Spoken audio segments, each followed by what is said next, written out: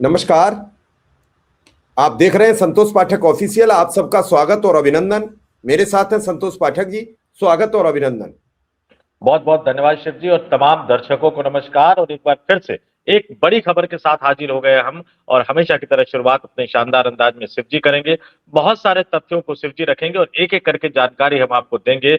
अगले कुछ मिनट तक हमारे साथ बने रहिएगा, क्योंकि देश के एक बड़े हिस्से में, देश के कई महत्वपूर्ण राज्यों में भारतीय जनता पार्टी की एंट्री पर एक तरह से बैन लग गया है, प्रतिबंध लग गया है। अब वहां के लोग पूछ रहे हैं कि भैया सुरक्षा नहीं दे सकते, जान माल की हिफाजत नहीं कर सकते, इज्जत को बरकरार नहीं रख सकते, सम्मान नहीं करवा सकते, तो फिर आप हमारे राज्य में आते क्यों?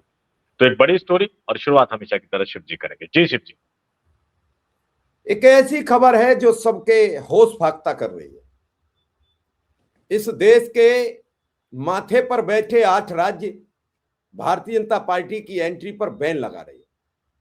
और इकाई का अगर 8 राज्यों में बैन लगता है तो उन 8 राज्यों में से 7 राज्यों में भाजपा समर्थित एनडीए या बीजेपी की सरकार है। इसमें से एक राज्य अब अलग हो गया है। बाकी 7 राज्यों को सेवन सिस्टर भी कहा जाता है। और उन राज्यों में उठापटक मची है। और उन राज्यों का जो सबसे मेन मुखिया राज्य है, जिस राज्य से ये सब 7 राज्य बने, उस राज्य में आने वाले अप्रैल के महीने में चुनाव है। उससे पहले एक बड़ा मामला, बड़ी घटना सामने आ जाती है और पूरे 7 राज्यों में यानी 8 राज्यों में इस घटना को लेकर भयंकर उबाल है। लोग सड़कों पर उतर आए हैं। छोटे मोटे नहीं संख्या में उतरे हैं, बड़ी संख्या में, हजारों लाखों की संख्या में लोग न्याय की गुहार लगाते नजर आ रहे हैं। पूछ रहे हैं मेरा दोष क्या था, जातीय नस्ल भेद की टिप्पणी से मेरे बच्चे को क्यों मार दिया गया, क्या मेरा गुनाह था। मैं बार बार कहता हूं कि इस देश में नफरत परोसी जा रही है। मैंने कहा था कि इस नफरत के इंतहा में एक दिन हम सब अपनी अपनी आग में जलेंगे। अभी आपने देखा पूर्वोत्तर में ही एक राज्य है मणिपुर, वहां कुकी और मैतेई भिड़ गए, यानी ईसाई समुदाय में ही आपस में भिड़ंत हो गई।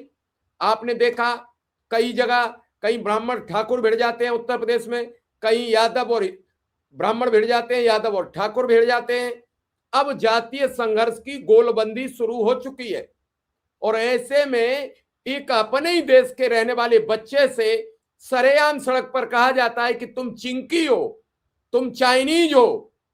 और उस पर वहां मौजूद 5-6 लोग टूट पड़ते हैं। हाथ में पहनने वाला स्टील के कड़े से, चाकू से उसके सर पर ताबड़तोड़ वार करते हैं। 15 दिन भयंकर त्रासदी में वो बच्चा जीता है, कोमा में चला जाता है और उसके प्राण पखेरु उड़ जाते हैं। सोचिए उसके बाप पर क्या गुजरी होगी, जो बीएसएफ में सर्विस करते हैं, बीएसएफ में नौकरी करते हैं और देश की रक्षा के लिए हर समय सीमा पर तैनात रहते हैं। और उसके बाद उस बच्चे के प्राण पखेरु जब उड़ जाते हैं, और उसका छोटा भाई भी अस्पताल में भर्ती था, दोनों भाई एक साथ थे। उस बाप का एक जवान इकलौता बेटा जो एमसीए कर रहा था, बड़े अरमानों से पढ़ने के लिए भेजा था, सब चकनाचूर हो चुके थे, सब कुछ खत्म हो चुका था। और इस खत्म होती हुई कहानी पर आगे बढ़ूं उससे पहले बताऊं कि इन 7 सेवन सिस्टर राज्यों में कौन कौन से राज्य हैं जहां बीजेपी की एंट्री पर फिलहाल बैन लग गया है। असम, अरुणाचल प्रदेश, मिजोरम, नागालैंड, मणिपुर, मेघालय, त्रिपुरा। क्योंकि त्रिपुरा के रहने वाले एंजेल चकमा की उत्तराखंड के देहरादून में जान ले ली गई। त्रिपुरा में भी भारतीय जनता पार्टी की सरकार है और उत्तराखंड में भी भारतीय जनता पार्टी की सरकार है। दोनों राज्य में आपकी सरकार, और आपसे पूछ रहा है एंजेल चकमा का बाप, क्या गुनाह था मेरे बेटे का।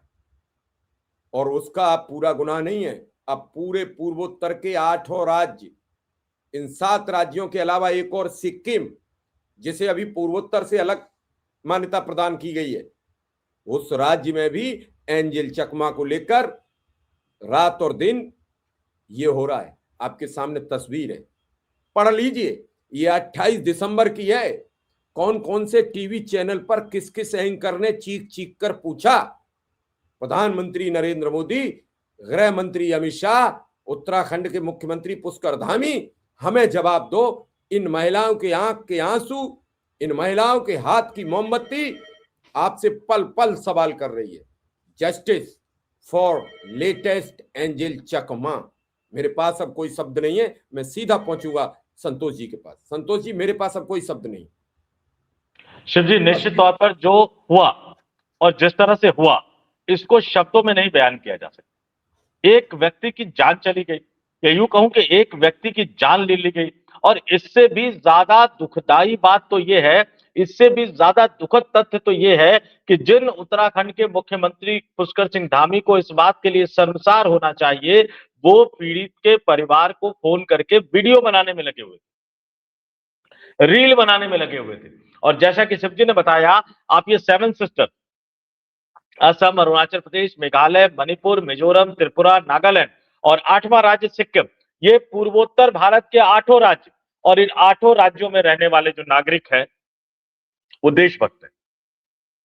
आप इसका अंदाजा भी नहीं लगा सकते, आप इसकी कल्पना भी नहीं कर सकते कि इन राज्यों के लोग भारत में रहने के लिए किस तरह से कुर्बानी देते हैं, भारत में रहने के लिए किस तरह से लगातार जो है कई तरह की तकलीफों को झेलते हैं।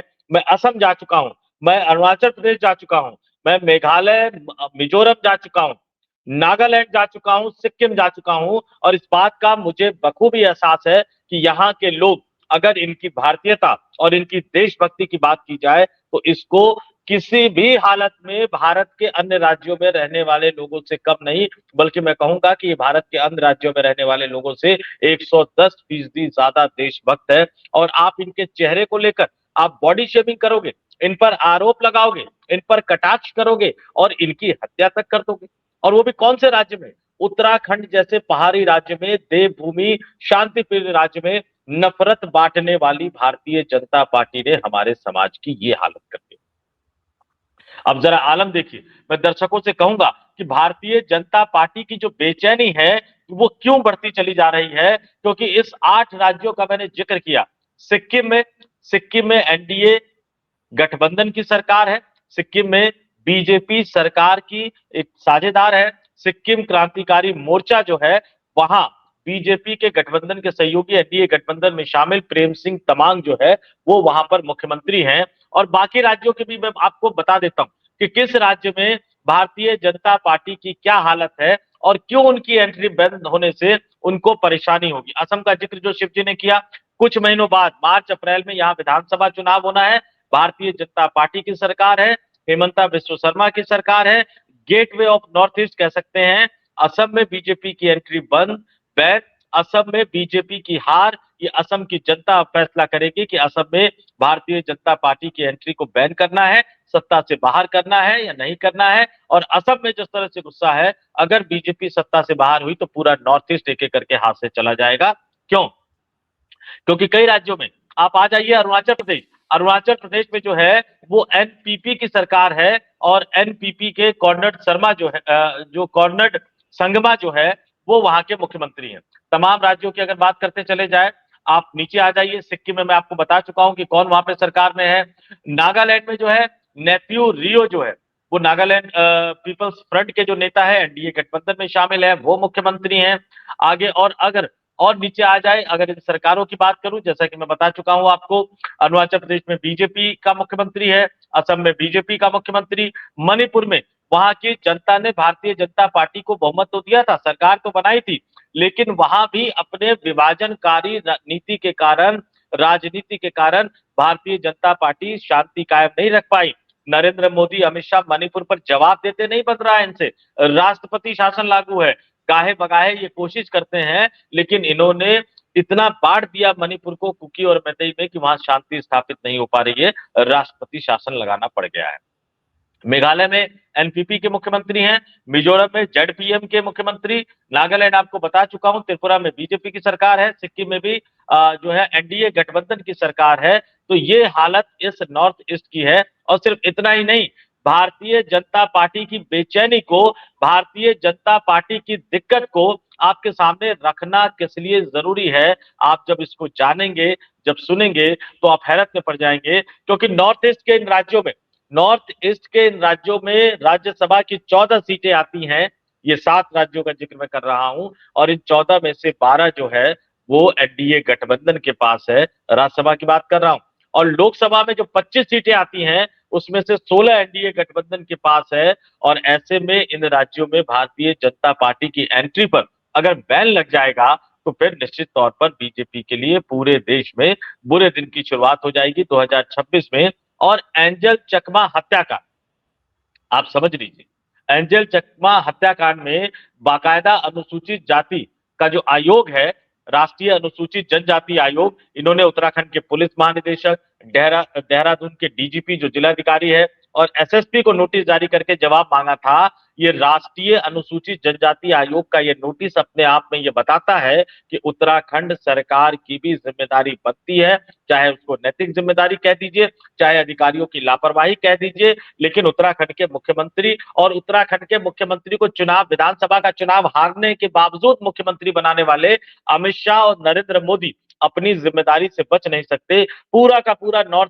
नॉर्थ ईस्ट की 7 बहने राज्य, 7 सिस्टर्स राज्य जिनको कहा जाता है, 7 सिस्टर स्टेट जिनको कहा जाता है, वो नरेंद्र मोदी और अमित शाह से जवाब मांग रहे हैं। और 8वां राज्य सिक्किम नरेंद्र मोदी और अमित शाह से जवाब मांग रहा है कि हमारे बच्चे का कसूर क्या था। और पूरे देश भर में जो हमारे बच्चे पढ़ने जाते हैं, उन बच्चों के साथ जो इस तरह की टिप्पणी की जाती है, उनका कसूर क्या है? क्यों आप हमारे मान सम्मान की और हमारे जान की रक्षा नहीं कर पा रहे? संतोष जी, ये बच्चे की तस्वीर है, बड़ा कष्ट हो रहा है इस तस्वीर को देखकर। क्या दोस्त था इसका? सिर्फ ये दोस्त था कि त्रिपुरा का रहने वाला था? सिर्फ ये दोस्त था कि इसका चेहरे का जो बनावट थी वो एक पूर्वोत्तर के राज्य जैसी थी? तो इस हिसाब से तो पूरे जो 8 राज्य उन सबके नागरिकों की नागरिकता खतरे में पड़ जाएगी। परसों एक गुवाहाटी की महिला कह रही थी कि हमें बता दीजिए कि हमें भारतीय नागरिकता होने के सबूत के लिए क्या प्रमाण पत्र माथे पर चिपका के चलना पड़ेगा या कोई तख्ती हाथ में लेकर चलनी पड़ेगी। भारत विविधता का देश है, भांति भांति के लोग हैं। अगर हम तमिलनाडु जाते हैं तो हमें अलग वेशभूषा, अलग रंग रूप के लोग मिलते हैं। हम केरल जाते हैं, विविधता का भारत देश है, हमें अलग रंग रूप के लोग मिलते हैं। जब हम जम्मू कश्मीर जाते हैं हमें अलग रंग रूप के लोग मिलते हैं। हम हरियाणा में आते हैं, अलग कद काठी के लोग मिलते हैं। हम राजस्थान जाते हैं, अलग कद काठी के लोग मिलते हैं। उत्तर प्रदेश, फिर बिहार, फिर बंगाल, फिर पूर्वोत्तर के राज्य। तो क्या हम शक्ल सूरत से लोगों को प्रमाण पत्र देने लगे हैं? क्या दोस्त था ये? कहां से चाइनीज है बच्चा? ये कहां से प्रमाणित हो रहा है कि ये चाइना का रहने वाला है? कौन कहेगा इससे चिंकी? और जब चिंकी कहने का इसने विरोध किया तो दरिंदों ने पीट पीट कर इस बच्चे की जान ली। क्या फिर भी लगता है कि भाजपा की इन 8 राज्यों में एंट्री होनी चाहिए? इस देश के नागरिकों ने इन सब चीजों को स्वीकार कर लिया। कैसे इनके बाप को चैन आएगा? जिसका जवान 24 वर्ष का बच्चा, जो जिसने पढ़ने के उद्देश्य से उत्तराखंड भेजा। मैं तो वहां की यूनिवर्सिटी से कहता हूं कि आप लोग जाते हो, बड़े बड़े प्लान लेकर जाते हो, बड़ी बड़ी अपनी सफलताएं लेकर जाते हो, उपलब्धियां लेकर जाते हो, वहां बाकायदा अपना एक सेमिनार आयोजित करते हो, हर कॉलेज में जाते हो, हर जगह जाते हो। किस मुंह से जाओगे? अब तक किसी यूनिवर्सिटी ने एक बड़ा वक्तव्य नहीं दिया है। किस मुंह से जाओगे पूर्वोत्तर के राज्यों में बच्चों को लेने? क्योंकि आपके यहां 60 से 70% बच्चे पूर्वोत्तर राज्यों के पढ़ रहे हैं। आपकी तो दुकान बंद हो जाएगी, आपकी दुकान के शटर गिर जाएंगे। किसके पास जवाब है? और अब तक किसी यूनिवर्सिटी ने खुलकर यह नहीं कहा कि यह जो हुआ वो गलत हुआ है। पुलिस कह रही है कि नस्ल भेदी टिप्पणी नहीं की गई। क्या हो रहा है? और फिर भी आप सोचते हो कि इन 7 राज्यों में हो सकता है। ज्ञानेश कुमार जी बैठे, अब तो एक और कल से एक वीडियो 26-27 सेकंड का वायरल हो रहा है। एक दरोगा जी कह रहे हैं कि मेरे तो मोबाइल को पीठ पे लगा के मुझे पता लग जाता है कि कौन बांग्लादेशी है, कौन घुसपैठिया है। यही बता रहा हूं शिव जी, ये माहौल पैदा कैसे हुआ? पुलिस वाले एक मशीन लगा के ये पता कर लेंगे कि कौन बांग्लादेशी है, कौन भारतीय है। तो भैया इतने लंबे चौड़े एसआईआर अभियान की जरूरत क्या थी? उसी मशीन का करीब 50,000 60,000 ऑर्डर कर लो और एक बार में तय कर लो कौन से भारतीय हैं और कौन भारतीय नहीं है। इससे बड़ा मखौल इस व्यवस्था का उड़ाया नहीं जा सकता। और दूसरी बात, जो आरोप लग रहे हैं शिव जी, वो आप या मैं नहीं लगा रहा हूं, मैं सीधे सीधे तथ्यों के आधार पर हम बात करते हैं। राष्ट्रीय अनुसूचित जनजाति आयोग ने जो नोटिस जारी किया, जरा उनके सवाल समझिए। एंजल चकमा मामले में पुलिस की तरफ से एफआईआर दर्ज करने में देरी क्यों हुई? ये राष्ट्रीय अनुसूचित जनजाति आयोग का सवाल है, मतलब एफआईआर दर्ज करने में देरी हुई। घटना होने के बाद पुलिस वालों से एफआईआर दर्ज करने में पुलिस वाले आनाकानी कर रहे थे। इससे बड़ी शर्मनाक बात कुछ और नहीं हो सकती। अब आगे आ जाइए। आयोग ने दूसरा सवाल क्या पूछा कि मेडिकल रिपोर्ट के बावजूद हत्या के प्रयास की धाराएं क्यों नहीं जोड़ी गई? मेडिकल रिपोर्ट आ गई थी, ये पता लग गया था कि हत्या हो गई, लेकिन पुलिस वाले हत्या के प्रयास की धारा जोड़ नहीं रहे। तीसरा सवाल क्या पूछा कि दोषियों की गिरफ्तारी और पीड़ित की सुरक्षा के लिए अब तक क्या कदम उठाए गए हैं? इन सवालों का पूछना अपने आप में सीधा सीधा देहरादून की पुलिस पर सवाल उठ रहा है, उत्तराखंड के राजधानी की पुलिस पर सवाल उठ रहा है। और एक बात मैं सीधे कहूंगा, नफरत बांटोगे तो नफरत ही झोली में गिरता है। बिल्कुल, नफरत ही गिरता है झोली में। आप देश को हिंदू मुसलमान में बांटोगे तो कोई आदमी उसको बाकी भारत में और नॉर्थ ईस्ट में बांटेगा, क्योंकि आपने उनके जीन में नफरत फैला दिया है। वो पहले मुसलमान ढूंढेगा ताकि उसको बांग्लादेशी बता सके, मुसलमान नहीं मिलेगा तो फिर नॉर्थ ईस्ट के लोगों को ढूंढेगा ताकि उसको विदेशी बता सके। कल को ये भी नहीं मिलेंगे तो अपने ही राज्य में, अपने ही जिले के पता लगे कि बगल वाले जिले से कोई आदमी आएगा, उससे पूछ लेगा कि तुम हिंदुस्तानी हो कि नहीं हो। ये भी बंद हो जाएगा तो कल को अपने ही गांव में किसी से पूछ लेगा कि भैया तुम इसी गांव के हो कि नहीं हो। क्यों? क्योंकि नफरत की आग बहुत तेजी से फैलती है। और इस नफरत की आग में, मैं फिर से कहता हूं कि इस नफरत की आग में, नेताओं की आग में मत जलिए, क्योंकि ये आग जो फैलेगी, ये तो हम मारे जाएंगे, आप मारे जाओगे। आप नहीं मारे जाओगे तो आपका कोई अपना मारा जाएगा, आपका कोई अपना नहीं मारा जाएगा तो आपके अपने का कोई अपना मारा जाएगा। लेकिन ये तय मानिए कि जब आप हिंदू मुसलमान, मंदिर शमशान, मंदिर मस्जिद शमशान कब्रिस्तान, इस लड़ाई में अगर आप उतर जाओगे तो मौत तो तय है, किसी न किसी की मौत तो तय है, किसी न किसी माँ की कोख तो उजड़नी तय है, किसी न किसी घर के बेटा और बेटी का जाना तय है। और वो आंसू जो है एक न एक दिन हम सबको बहाने पड़ेंगे, क्योंकि एक के बाद नंबर सबका आएगा। कल तुम्हारी, आज तुम्हारी तो कल हमारी, इसी तरह की चीजें चलती रहती है। इस नफरत के आग में उतरने का, उलझने का कोई मतलब नहीं है। और क्या चल रहा है, क्या चल रहा है आप समझ लीजिए। उत्तराखंड को क्या बना के रख दिया। मुख्यमंत्री को वीडियो बनाने में मजा आता है, मुख्यमंत्री रीले बनाने में मस्त है। और आप दुकान की बात कह रहे हैं ना, इस बार नए साल का रिपोर्ट आ गया है। नैनीताल में पर्यटकों की संख्या में कमी आई है, हरिद्वार ऋषिकेश में पर्यटकों की संख्या में कमी आई है। क्यों कमी आई है? क्योंकि वहां की सरकार को, वहां के अधिकारियों को फुर्सत ही नहीं मिल रही। थोड़ा सा ट्रैफिक बढ़ जाता है तो नैनीताल से 4-4 किलोमीटर पहले गाड़ी रोक दी जाती है कि नहीं आप पैदल जाओ, नहीं तो वहां के जो माफिया है, चाहे वो ट्रांसपोर्ट माफिया है, चाहे वो टैक्सी माफिया है, हजारों रुपए देकर उनकी टैक्सी में जाओ। क्यों? भ्रष्टाचार की जड़ है। थोड़ा सा ट्रैफिक बढ़ जाता है, हरिद्वार से ऋषिकेश जाने वाले रास्ते को डाइवर्ट कर देते हैं। पहले आपका जो 2 ढाई 3 किलोमीटर का सफर होता है उसको 30 किलोमीटर का बना देते हैं। क्यों? ताकि वहां रिश्वत लेकर जिनकी बसें, जिनकी गाड़ियां चलवाई जा रही है, उनको फायदा पहुंचाया जाए। पूरे के पूरे उत्तराखंड को जो देवभूमि होनी चाहिए, उसको कमर्शियलाइजेशन का हब बना दिया है, भ्रष्टाचार का हब बना दिया है। नेता एक इलेक्शन जीतते ही करोड़पति बन जाते हैं, करोड़पति नेताओं की भरमार है। जिस उत्तराखंड के राज्य के लिए पहाड़ी लोगों ने बलिदान दिया था, अपनी जानें कुर्बान की थी, उस उत्तराखंड को आज एक व्यवसायिक राज्य बनाकर रख दिया है। मुख्यमंत्री को फुर्सत नहीं है, मंत्रियों को फुर्सत नहीं है, बस लूटते जाओ, उत्तराखंड के लोगों को लूटते रहो। अब चूंकि उत्तराखंड के लोगों के लूटने की क्षमता सीमित हो गई है, अवैध अतिक्रमण, अवैध जो बाजार, मार्केट, गाड़ियां, ये तमाम चीजों की क्षमताएं सीमित हो गई है, तो बाहर से आने वाले पर्यटकों को लूटना शुरू कर दो। अब इनको ये पता नहीं है कि पर्यटकों के पास ऑप्शन बहुत ज्यादा है। इस बार नहीं गए लोग बहुत ज्यादा नैनीताल, नहीं गए इस बार लोग ऋषिकेश। इस बार हिमाचल में रिकॉर्ड टूट गए हैं। हिमाचल जाने वालों की संख्या बड़ी तादाद में रही है और मुख्यमंत्री ने बिल्कुल, सबका धन्यवाद किया है और कहा है कि आइए, हम आपको हर संभव सुरक्षा प्रदान करेंगे। लेकिन सवाल यह है कि संतोष जी, फिर वही तस्वीर मेरे दिमाग से नहीं उतरती जो मैंने आपको दिखाई थी। इस तस्वीर को कौन जवाब देगा? ये तस्वीर नहीं दिमाग से निकल रही। इस बच्चे का क्या दोष था?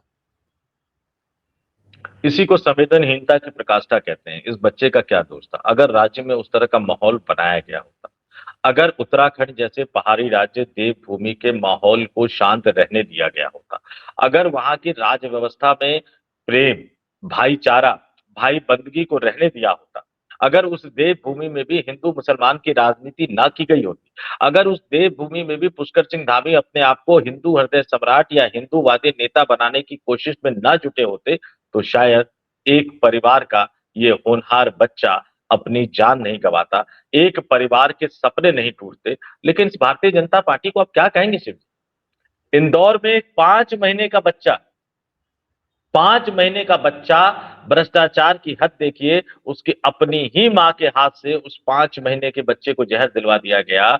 10 साल बाद एक बेटा पैदा हुआ, दूध पिलाना था मां को, मां गाढ़ा दूध कैसे पिलाती, तो उसमें सोचा कि थोड़ा पानी मिला दूं।